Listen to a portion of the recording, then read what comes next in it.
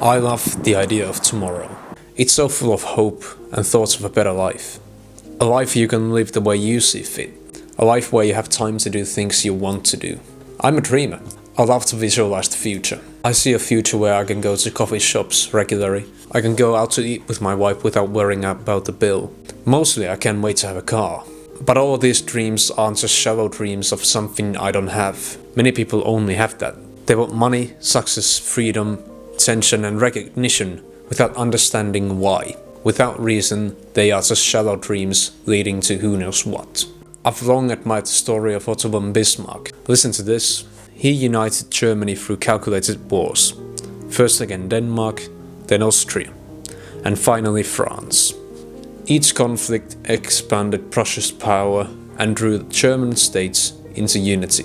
But after 1871, with the German Empire secured, he deliberately avoided further conquest, believing Germany was satisfied and should focus on preserving peace rather than risking overreach. He wasn't just looking for infinite expansion and greed, because he understood that that would only lead to his and Germany's downfall.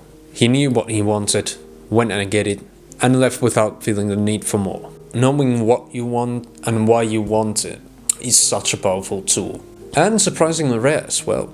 I remember asking another student who was in class talking about how he'd want to one day be a famous CEO and have a Lamborghini and a nice house, why he wanted an outrageous impractical car and a fancy job title. And he was just like, well, it's cool, innit? All of his reasoning was purely external. Knowing what you want gives you direction and, more importantly, a final destination. Just like many others, I love working in cafes or just being in cafes in general. In fact, I wrote the script for this video in a cafe. For me, cafes are just a place where you can leave your troubles at the door and really enter another atmosphere completely. Be present in the moment and focus on what's right in front of you, whether that be a friend, homework or a script in my instance. But I do have to pull back to the present once in a while, more often than I'd like, because without the present, there won't be a future. If you were to spend your days daydreaming and fantasizing about the glorious future you'll have, then one day you'd wake up to the cruel reality that nothing has changed. As beneficial as it is to dream of tomorrow and explore your mind for answers on who you want to be and where you want to end up, balance between dreaming and taking action has to exist. Work needs to be done. Without it, there's no tomorrow. Dwelling in the future typically stems from one thing: not being happy with your current situation. And this is true for a lot of people. Wishing they had X and Y, fantasizing how much better their life would be with them. Now there's a lot of advice telling you that you can only be happy in the present, and wishing you had something more isn't going to make you happier, even if you did have it, because you'd always wish for more. And while that does have a bit of truth in it, it's not 100% accurate. And I'll tell you right now, having X and Y will make you happier, but it won't make you happy, and it won't make you fulfilled. I remember when last summer I got the email that I had been accepted into my dream university to study my dream degree.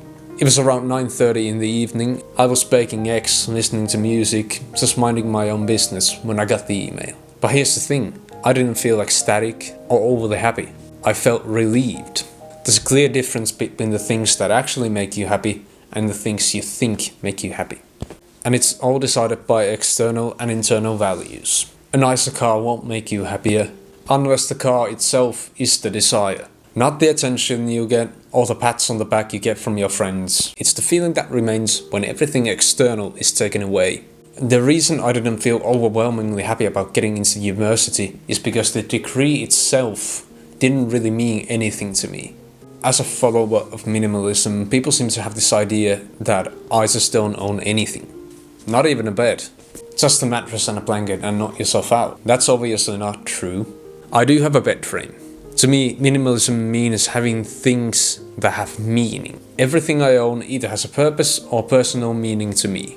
Minimalism actually means discarding the items that don't have meaning or purpose. Because I dream of owning a car I'll buy once I graduate, it will 100% make me happier.